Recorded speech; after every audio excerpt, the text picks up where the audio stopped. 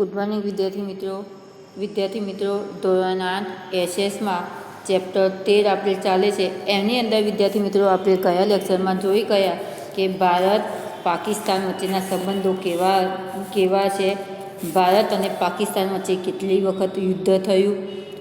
એની અંદર વિદ્યાર્થી મિત્રો ભારતમાં કારગિલમાં પાકિસ્તાન ઘૂસી ગયું અને એમાં ભારતે લશ્કરી બળનો ઉપયોગ કરવો પડ્યો. ત્યાં લગી વિદ્યાર્થી મિત્રો આપણે જોયું ભારત અને પાકિસ્તાન બંને દેશો અત્યારે હાલના સમયમાં એમ તે પરમાણુ શસ્ત્રો ધરાવે છે.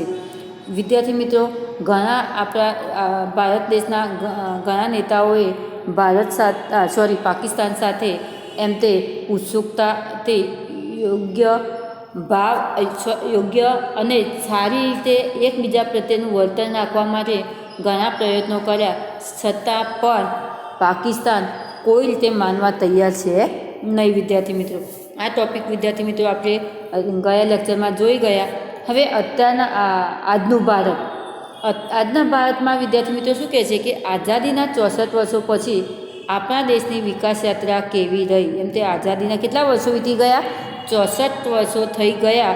અને આ 64 વર્ષોમાં દેશનો વિકાસ કેટલો થયો તો બંધારણમાં નક્કી કરેલા આદર્શો આપણે કેટલે અંશે સિદ્ધ કર્યા છે. એમ તે બંધારણની જે જોગવાઈ, આપણો દેશ જ્યારે આઝાદ થયો એ વખતે બંધારણ જે ઘડાયું અને બંધારણો પ્રમાણે એટલે કે બંધારણના નિયમો પ્રમાણે આપણે તે આદર્શોનું પાલન કેટલું કરીએ છીએ એમ તે વિદ્યાર્થી મિત્રો જોઈએ તો 5 વર્ષીય યોજનાના અમલ પછી ભારતમાં ઔદ્યોગિક વિકાસનો સારો એવો પ્રારંભ થયો. એમ તે 5 વર્ષે જ્યારે યોજના ઘડાઈ તો 5 વર્ષીય યોજનામાં ભારતનો એમ તે સૌથી ઔદ્યોગિક એટલે કે ઉદ્યોગ ધંધામાં સારો એવો પ્રગતિ ભારતે કરી. એમાં સુતરાઉ કાપડ, લોખંડ, પોલાદ, લોખંડ પોલાદનો ઉદ્યોગ, ઇજનેરી, રસાયણ, કોલસો વગેરે ઉદ્યોગનો સારો એવો વિકાસ થયો.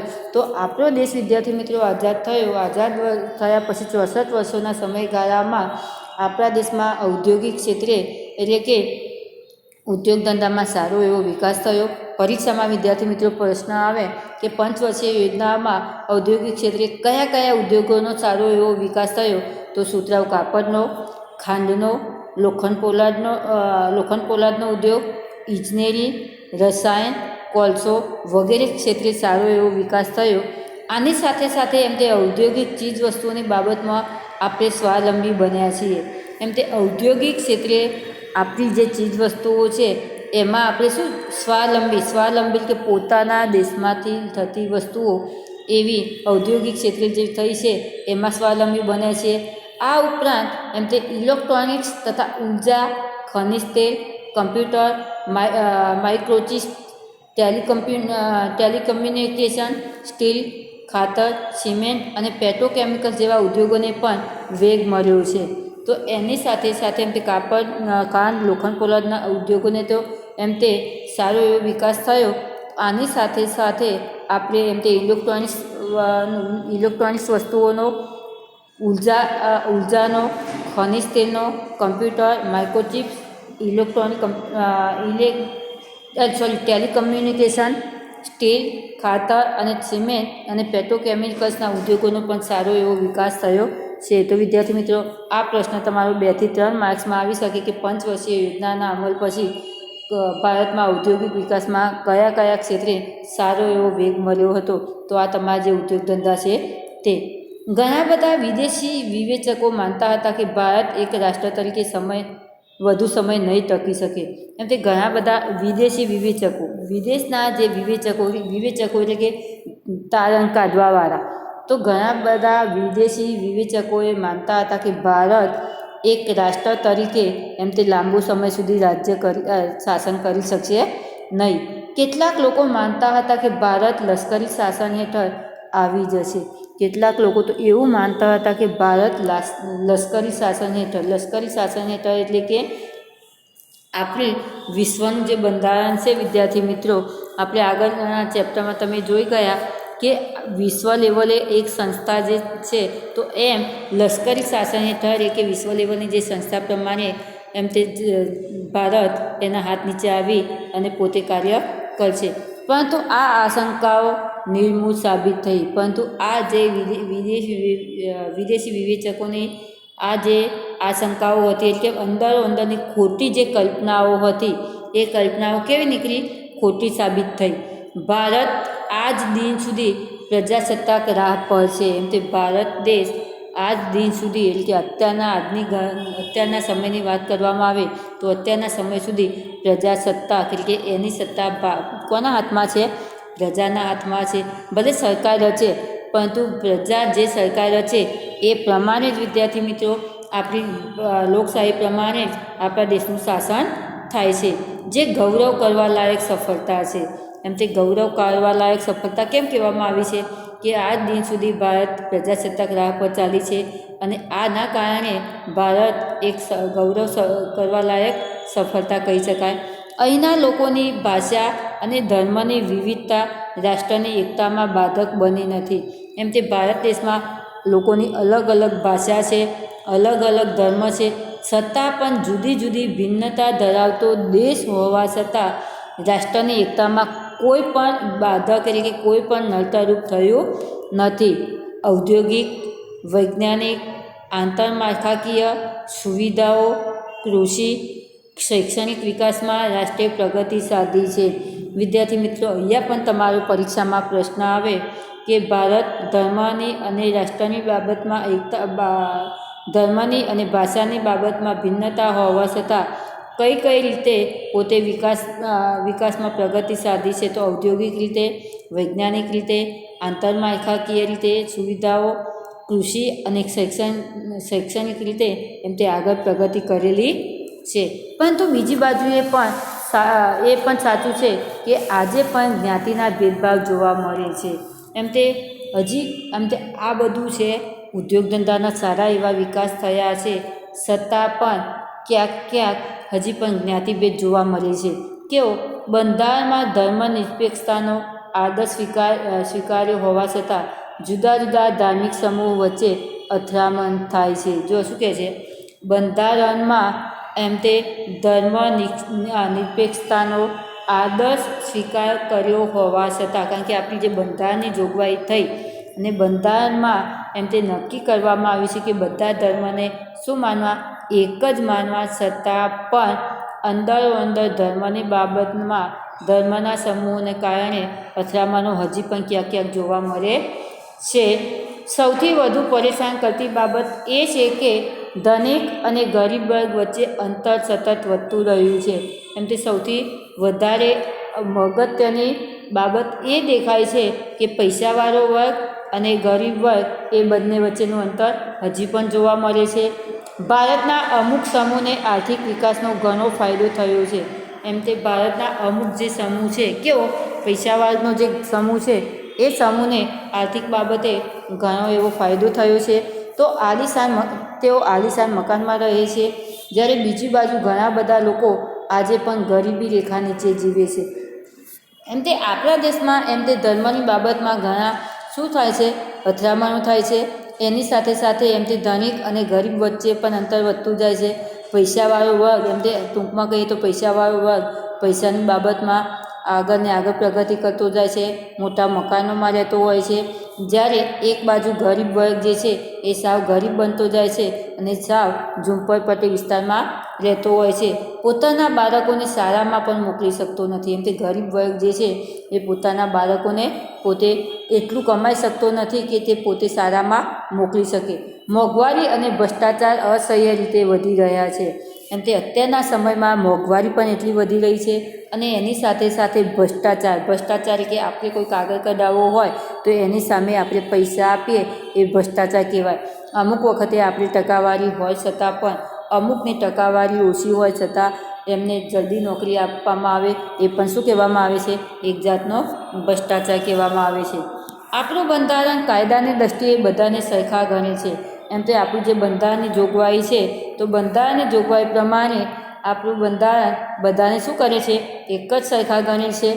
પરંતુ વાસ્તવિક જીવનમાં અમુક ભારતીય બીજાની સરખામણીએ વધુ શક્તિશાળી છે.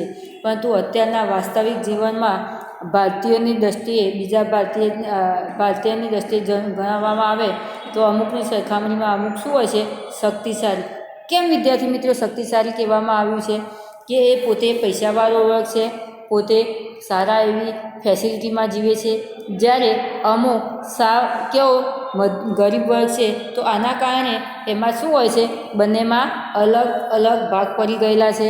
સ્વતંત્રતાના સમયે નક્કી કરેલા આદર્શોની દ્રષ્ટિએ જોઈએ તો ભારતીય લોકશાહી બહુ મોટી સફળતાનો દાવો ન કરી શકે, પરંતુ એ પણ હકીકત છે કે તે નિષ્ફળ પણ નથી.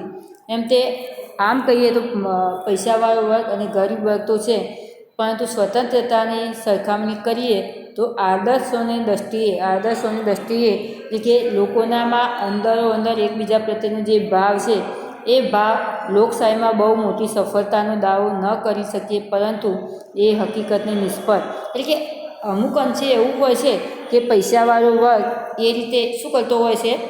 અમુક આ રીતે એમ તે શું કરતો હોય છે? સ્વતંત્ર છે, છતાં પણ એવું પણ નથી કે સાવ આપણી જે બંધારણ પ્રમાણેની જે સ્વતંત્ર લોકશાહી છે એ નિષ્ફળ નીવડી હોય. આપણો દેશ પ્રગતિ કરે છે, પણ સાવ જે ગરીબ વર્ગ છે, જે ભણેલો નથી, એ જ પાછળ રહ્યો છે, અને આના કારણે થોડું આપણે નિષ્ફળતા દેખાઈ આવે છે. મહાત્મા ગાંધીના અનુયાયી મીરાબહેન. હવે મહાત્મા ગાંધીના અનુયાયી કે એના વિચારો પ્રમાણે કાર્ય કરવાવાળા મીરાબહેન એટલે કે મિસ લેન એ શું આપણને બોધ આપે છે? તો શું કહે છે?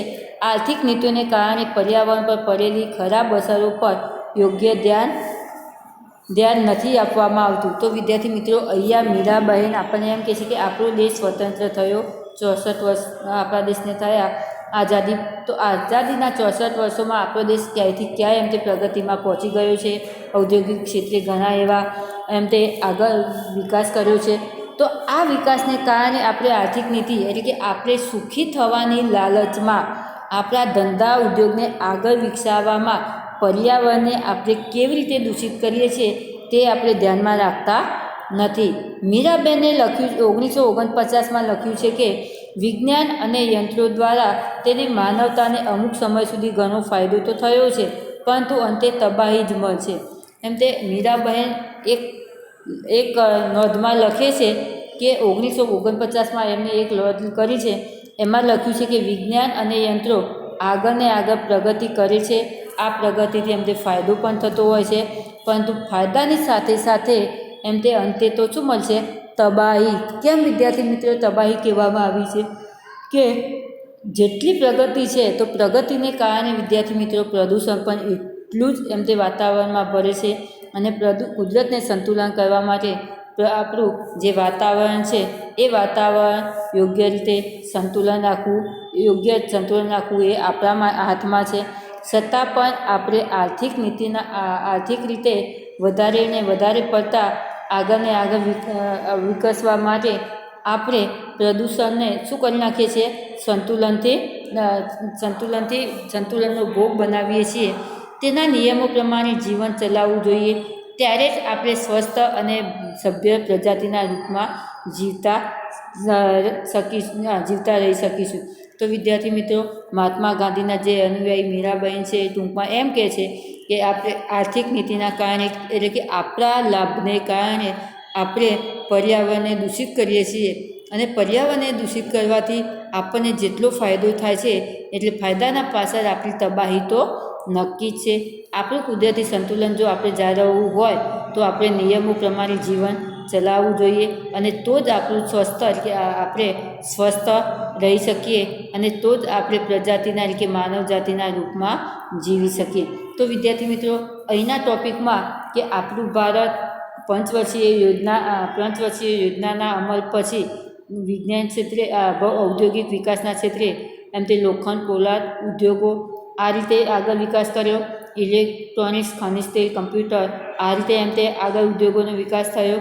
આની સાથે સાથે વિદ્યાર્થી મિત્રો આપણા દેશને એમ તે લશ્કરી શાસન લોકો એવું માનતા હતા, વિદેશી વિવેચકો એવું માનતા હતા કે ભારત કેન્દ્ર શાસિત જે દેશ છે એ પોતે લાંબો સમય ચાલી શકશે નહીં, સત્તા પર એમ તે થોડા સમયમાં લશ્કરી શાસન હેઠળ આવી જશે, પરંતુ આપણો દેશ એક પ્રજાસત્તાક દેશ તરીકે એમ તે પોતે સાબિત બતાવ્યું છે. એમાં ઔદ્યોગિક, વૈજ્ઞાનિક, આંતરમાળખાકીય સુવિધાઓ, કૃષિ અને શૈક્ષણિક ક્ષેત્રે સારી એવી આપણા દેશે પ્રગતિ કરી છે. એની સાથે સાથે વિદ્યાર્થી મિત્રો, આપણામાં ધર્મની બાબતમાં અમુક વખતે ભેદભાવ જોવા મળે છે, છતાં પણ આપણો દેશ જીવે છે. પરંતુ આમાં અમુક જગ્યાએ બે મોટા અંતરો થઈ ગયા છે, ધનિક અને ગરીબ વર્ગનું. અને ધનિક અને ગરીબ વર્ગનું અંતર હોવા છતાં આપણો દેશ એમ તે હજી પોતે નિષ્ફળ બન્યો નથી, આગળ ને આગળ હજી પ્રગતિ કરી રહ્યો છે. છેવટે મીરાબહેન, ગાંધીજીના અનુયાયી મીરાબહેન કહે છે કે આપણે જેટલી આર્થિક નીતિથી આગળ વધીએ છીએ, આર્થિક નીતિના લોભના કારણે આગળ પ્રગતિ કરીએ છીએ, પરંતુ એની અંદર આપણે છેવટે તો ફાયદાની સાથે તબાહી જ ભોગવવાની છે. તો આપણે વાતાવરણને સંતુલિત રાખી અને આપણે આર્થિક નીતિ આગળ વધીએ તો જ આપણે સ્વસ્થ અને પ્રજાતિના રૂપમાં ગણીશું. તો વિદ્યાર્થી મિત્રો, અહીંયા આપણું ચેપ્ટર પૂરું થાય છે. લેક્ચરની સાથે તમને જે PDF મોકલવામાં આવે તે તો લખવાની, અને સાથે સાથે એકી એકના વિદ્યાર્થી મિત્રો સ્વાધ્યાય લખવાના. આ વખતે સ્વાધ્યાય નહીં લખાય તો વિદ્યાર્થી મિત્રો કદાચ તમારા જોડે રિઝલ્ટ આવી ગયું છે, અને ન આવ્યું હોય તો તમે જોજો કે જે લોકોને બાકી હોય એને માર્કિંગ, ઇન્ટરનલ જે માર્કિંગ કહેવામાં, મૌખિકના માર્ક્સ કહેવામાં આવે, એ સાવ આપવામાં આવતા નથી. તો આ વખતે તમારે જો ઇન્ટરનલ માર્ક્સ લેવા હોય તો તમારે PDF અને એની સાથે સાથે સ્વાધ્યાય અવશ્ય લખવા. અસ્તુ.